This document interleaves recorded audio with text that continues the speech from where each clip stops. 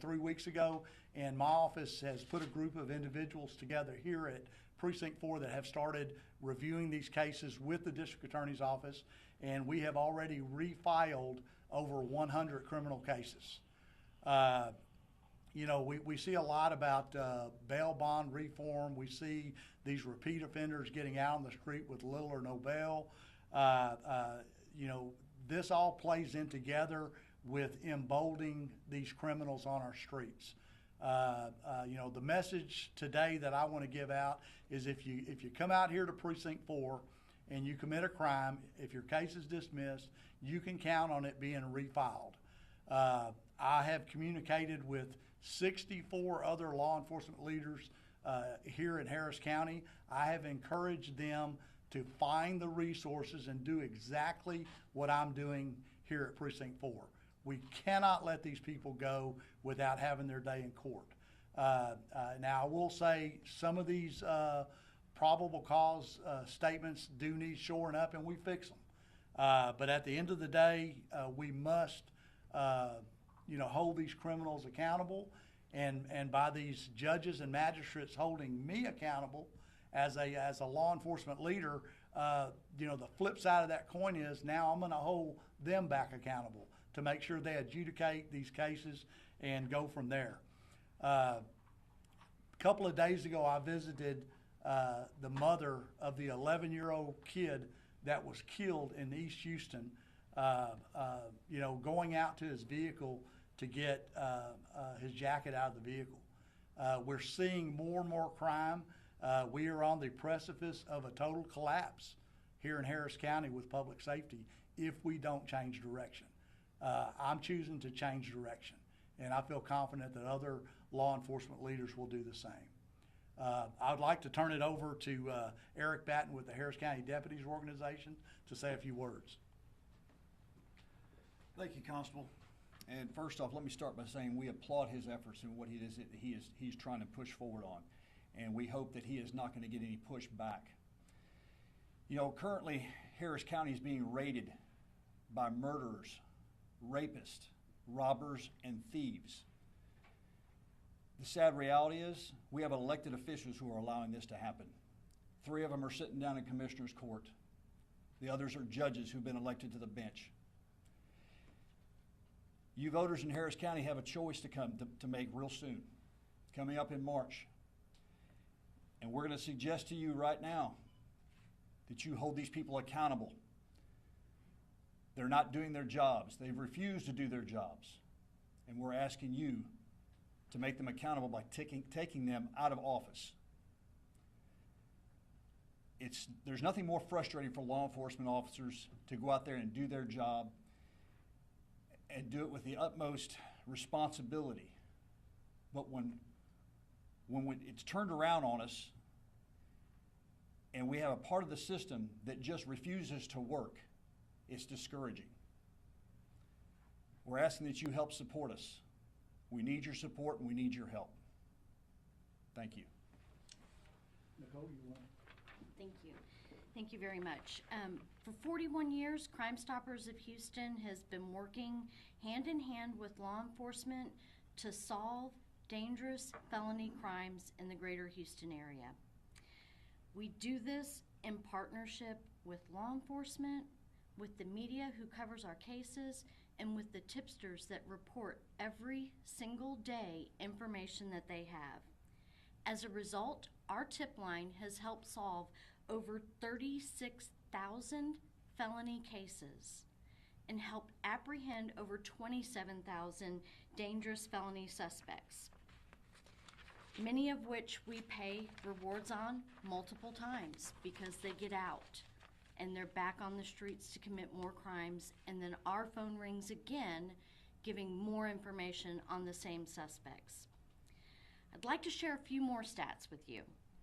Between 2010 and 2017, 94% of the suspects that Crime Stoppers could track were convicted previously of other felony crimes. 65% of those cases were violent in nature or had the potential to become violent. 90% of the suspects resulted in a successful prosecution resulting in some form of legal consequence. If you look at our murder cases, only 7% were dismissed for lack of evidence or found not guilty. We feel that this shows the true value in the information that our tipsters provide to Crime Stoppers. Tipsters are not disgruntled friends and neighbors or vindictive exes. They're everyday men and women and juveniles that have information about a dangerous crime and are looking for a way to report it safely and anonymously. And that's what we do. We support and applaud Constable Herman for his efforts, and we want to remind anyone with information on the cases that are being refiled or on any other felony case, if you have information, come forward. You never know if that one piece of information you have is the missing piece of a puzzle that could help solve a case and help bring justice to victims across the county and the city. As always, tipsters that contact Crime Stoppers directly are 100% anonymous. We don't want to know who you are. We do not record phone calls. We do not have caller ID. We just want the information that you have so we can pass it on to law enforcement. You can do so by calling the tip line at 713-222-TIPS. You can also report anonymously and safely via our website at crime-stoppers.org or our mobile app. Information reported directly to Crime Stoppers could result in a reward of up to $5,000. Thank you very much for having us. Thank you, Nicole. Right. Yeah. We at the Houston Police Officers Union also applaud Constable Herman, me specifically, because I live in this community here in Precinct 4. And let me be clear about something. These cases that he's refiling, these aren't bad cases. These were cases that activist judges did everything they could to find a way to dismiss that person who's probably got a lengthy criminal record, multiple felonies, to put them back out there on the streets. It's time for persons to step up and say enough is enough from these activist judges who hide behind the bench, who don't talk to the media, who hide behind the robe, and keep dumping these people out there on the streets who are continuing to violate our persons in Harris County and the city of Houston. The citizens of Houston need to speak. They need to speak loud and clear in March and again in November. We applaud Constable Herman for this, and we hope every single of the 64 persons that he contacted file those good cases that an activist judge simply dismissed because they're an activist. Thank you. Jim, did you have anything? I want to show a couple of slides if I could. Could you bring the first one up, Lieutenant? Okay, this is a one-day list of cases that are dismissed by I say dismissed, they're slated for dismissal from magistrates and judges. I think this is from January the 14th. The different agencies. It shows the Houston Police Department, Humble Police Department, Deer Park, Constable Precinct 5, the Sheriff's Office. This is just one day of dismissals. And if you add this up into 30 days, of course it adds and then multiplies. Go to the next slide. Okay, this is a list of all cases from 2015 to 2021 that were dismissed by court. Now, we did not put the judges' names on here because obviously they changed through the years. But as you can see, they start out, the numbers are small, then they get bigger. And some of them have doubled, some of them have quadrupled. And these documents are on the table here for you to take if you'd like them. And but it kind of gives you a flavor, if you will, for what courts are dismissing at the higher rates. And you know, go from there. Are there any questions? Are those, Constable, are those only three courts or two courts? Because it's 2 and 3. It's only 2 courts, or that? No, those are the top ones are the county criminal courts. Okay. The bottom list is the criminal district courts. Okay. So yeah, the misdemeanors are above, and then the felony courts are on the bottom. So we're talking about felony. We're talking about 22,947. The total over there to the right. Yes, The grand total? yes, you're talking about in the year 2021. Last year there was 4,768 cases slated to be dismissed for no probable cause by judges and magistrates. How does frustrate for you and for your law enforcement people? Well, I mean, let's just put this in perspective. So when we're working the streets, we get a call for service, we go out and we make an arrest. And every arrest that officers make, first of all, they're risking their lives. They're out there doing their jobs, protecting and serving the communities. We, from the scene, get on the phone with the professionals down at KHOU's office, and we tell them, hey, this is what we got. And we explain the situation, what the crime is, and they will normally tell us, we will accept this criminal charge. In other words, there's probable cause enough for these folks who do this every day to accept the charge. We end up arresting the suspect. We transport them to the station. We do a report. We take them down to get them booked. It takes hours to do this. And 2 or 3 days later, we're finding out that the case was thrown out because a judge or magistrate felt there was no probable cause. It is very frustrating, not only to our deputies, but also to law enforcement in general. And the message this sends is not a good message. I mean, don't get me wrong. There are legitimate cases where they have to be dismissed or refiled, but some of these cases, it's like Ray Hunt was saying, there's little or no reason to do this. And in a lot of these cases, we have tried to speak to the judge themselves to find out why there was no probable cause, and they don't have to speak to us, and they don't speak to us. So what we've been doing is, again, working with KHOU's group, and she's expending resources to this to get these cases refiled. But if we don't follow through on this, all we're doing is emboldening these criminals to go back out and victimize more communities and more citizens. And so we're going to see this through. And I will say, yes, I did pull people off the streets to do this. That's how important it is to me. And it is going to cost you on the front end, but the back end, hopefully we can slow some of this crime down in Harris County and keep it under control. So pretty much it was just a slap in the hand and then just keep going. Well, I'm not going to speak for them, but I mean, you can see what it is. I mean, we wouldn't be here speaking about this today. I wouldn't be here today saying I'm having to refile over 100 criminal cases had they just been, accepted and put in the court system and let the court system do what they do. Unfortunately, that's not happening. Can these judges hold accountable on these things? Well, I'm going to do everything I can do to hold them accountable. I mean, the way I look at it is, they're holding me accountable by saying your person's probable cause is not right for this arrest, even though it's been vetted through the DA's office. And so once I get it fixed or whatever the issue is, now it's back on them. And I can tell you a couple of these cases I've refiled 2 or 3 times. And there are statutes of limitations on these cases. And so I could wait a year, I could wait 2 years, I could wait longer on others. But we're not going away. We're not going anywhere. I work for the citizens of Harris County. I don't work for these judges. I would like to work with these judges, and I think we're doing that by refiling these cases. But could it be better? Absolutely, it could be better. So what you're telling the citizens of Harris County and Houston, just open your eyes and then be more diligent on you. Yeah, no, what I'm telling everybody is we're going to continue to do our job here at Precinct 4, and we're going to follow this through and make sure that these suspected criminals are held accountable.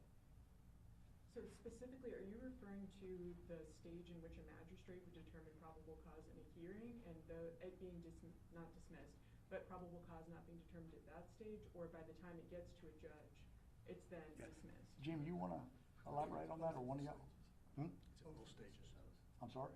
It's at both of those stages. Yeah, but both of the stages. So it's to hold both magistrates in the probable cause hearings and Yes, judges beyond that yes, stage accountable? that's correct. Okay. Yep. All right, any other questions? If these judges thought we were wrong, if these judges thought that Constable Herman and the other folks that are screaming about these judges were wrong, don't you think they'd be holding these news conferences? Don't you think they would try to defend themselves? Don't you think they would respond to your television stations when you call and ask for an interview? Wouldn't you want the truth out there? They know that he's telling the truth. They know that we're telling the truth, and they don't want to stand in front of the cameras and have to lie to you, because that's what they'd have to do if they say they're doing their job. They're not doing their job. There's plenty of space in the Texas Department of Corrections, down 20% occupancy to put these bad folks, but unfortunately it's not happening in Harris County because these activist judges are dismissing it for probable cause, and there is probable cause. Can I ask one more follow-up? Sure. So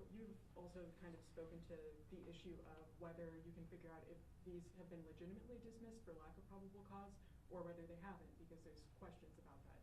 So how are you distinguishing that overall 22,000 number from those? Like those that would be legitimately dismissed or not having probable cause? Yeah, okay, so what's happened is the system is overwhelmed. There is no way that I could go back and file every case they dismissed with me. I don't have the manpower. There's no way that Kim Ogg's office can go back. She doesn't have the manpower. And we've got ourselves in a position to where, like, the cases we're refiling now are the most current cases, and we're going back. And we're choosing the aggravated assault, the violent crimes. Some of these ones there's just no way we can, because we're overwhelmed. I mean, we're just overwhelmed and don't have the people to do it. I mean, we're working out on the streets, fighting crime and doing what we do, and we're literally having to pull people off the streets to go back through these cases and refile them. And it's kind of like robbing Peter to pay Paul. And at some point you got to choose, but you have to do something. I mean, I would like to file every single case that they've dismissed from my department, but logistically it's just not sustainable to do that. And regarding the cases that have already been refiled, are there any examples of that are coming to mind, like a specific case that? Yeah, I mean, there are aggravated assault cases. There are family violence cases. I mean, it's just a whole slew of cases. I mean, you go back to the one slide, Lieutenant.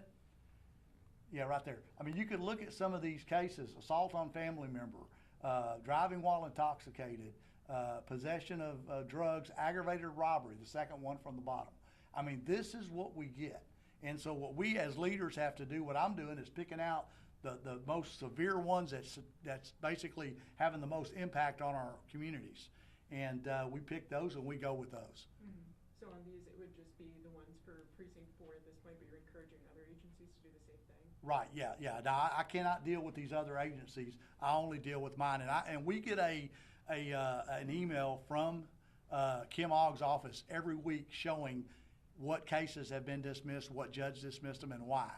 And we forward that to our team. They start going through them. Now, I can assure you that every law enforcement agency has a list of all their cases that are dismissed. Now, are they refiling them? I don't know.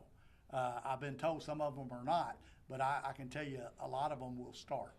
And because it's important, we cannot let this go. I mean, our deputies and law enforcement officers are out there risking their lives. I mean, we are getting slaughtered on the streets, and we can't let this go, period. The criminal of today is no comparison to the criminal of 4 years ago. They are just more emboldened. I mean, you see it. You saw the HPD officer where they were chasing a car. He got out and shot the vehicle up. You saw where Precinct 5 Corporal got shot on a traffic stop.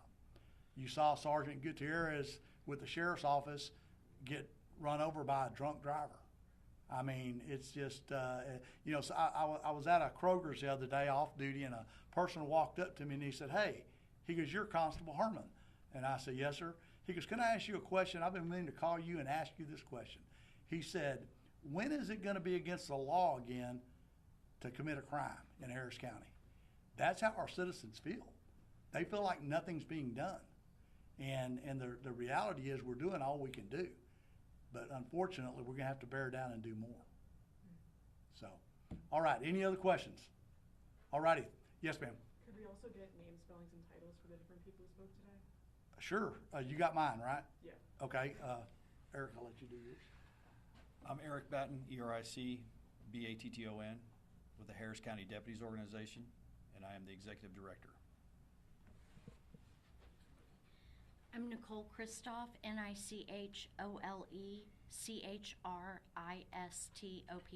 and I'm the Deputy Director at Crime Stoppers of Houston. And Ray Hunt, RAYHUNT, Executive Director of the Houston Police Officers Union. Thank you. Thank you very much, gentlemen. Okay. Thank y'all so much. All right.